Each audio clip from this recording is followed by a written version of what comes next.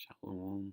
First and foremost, I want to give all honor, glory, and praises to Yahweh Ba'ashem, Yahweh Shai, Ba'ashem Rakakwadash. I double honors to the apostles and elders of Great Millstone who rule well and teach well, and peace and blessings to the elect out there that's pushing this word in truth and sincerity. Alright, I was just reminiscing a little about cartoons I used to watch when I was younger, and I remembered this episode. And just to give you some background on it, there's this character. Uh, if you don't know about this show, it's called Fairly Odd Parents. He basically has fairy godparents that grant him his every wish. And this kid's name is Timmy Turner, and he likes this chick, Trixie Tang, right? and he basically wants to skate with her or whatever. So he ends up wishing that he and her were the only two people left on Earth. And I just randomly thought of this episode, and it made me think of some scriptures. So I'm gonna let it play, and then jump into the scriptures. But without further ado.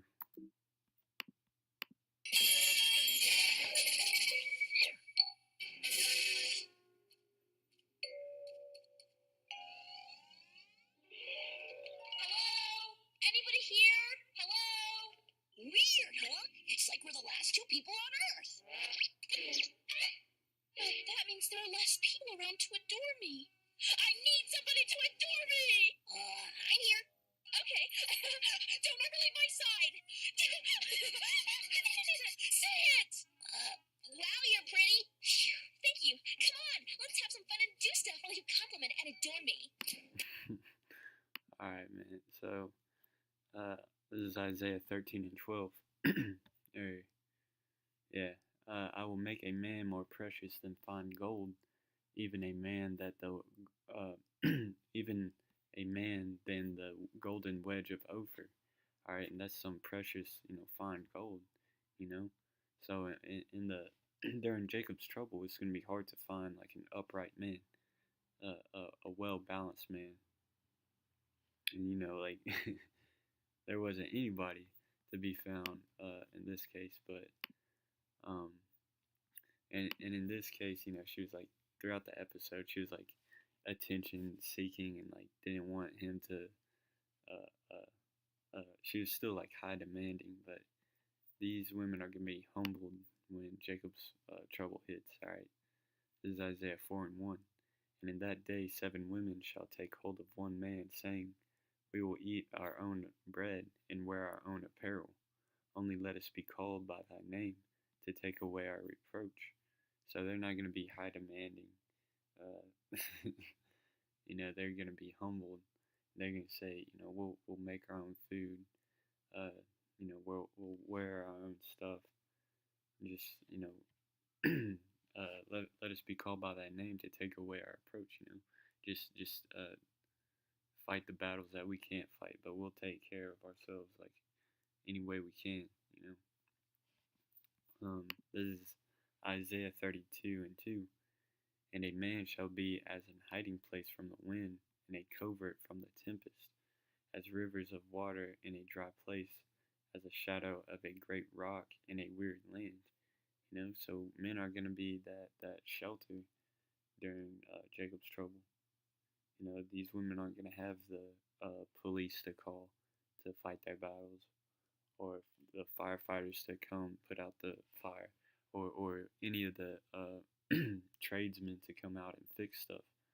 It's just going to be that one man, alright, that's going to fight all their battles and fix all the shit that needs to be fixed, man. they're gonna finally realize how valuable men are when Jacob's trouble hits. This is 2nd Ezra, chapter 16, verse. I'll start at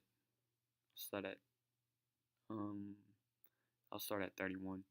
Even so, in those days there shall be 3 or 4 left by them that search their houses with the sword, and the earth shall be laid waste, and the fields thereof shall wax old, and her and her ways and all her paths shall grow full of thorns, because no man shall travel there through. So I mean, these cities are going to be run through. It said what 3 or 4 are gonna are gonna be left um laid waste. It says the earth shall be laid waste. I like that terminology. Lay something waste, to destroy or ruin something. The military invaded the small country and laid several towns waste in the process. The fire laid waste an entire block of houses. Yeah, I like that terminology right there. You know, um, but it says, uh, uh, let's see, that's not where I wanted to start. Yeah, I'll start at 2nd Ezra 16 and 24. There shall be no man left to till the earth and to sow it. The trees shall give fruit, and who shall gather them? The grapes shall ripen, and who shall tread them? For all places shall be desolate of men, so that one man shall desire to see another, and to hear his voice.